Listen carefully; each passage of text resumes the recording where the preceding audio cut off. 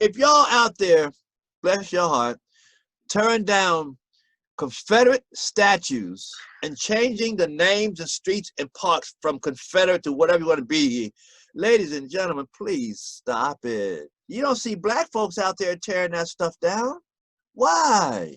Because if you get rid of Lee's statue or General whatever, Right. then you get rid of the evidence that there was chattel slavery in America. What are you going to tell our kids? There was never slavery in America. Yeah.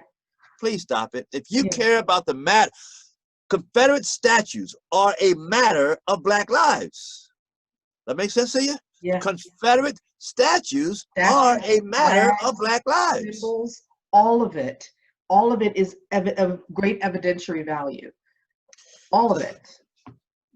So ladies, the answer stop it. The answer to our history is not rewriting it and revising it. It's recognizing it in its entirety.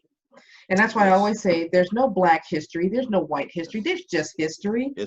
And we segregate our histories and there's big old holes. Yeah. But the holes are right there.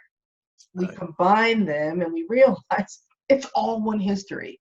All one history. And that's what keeps things hidden in plain sight.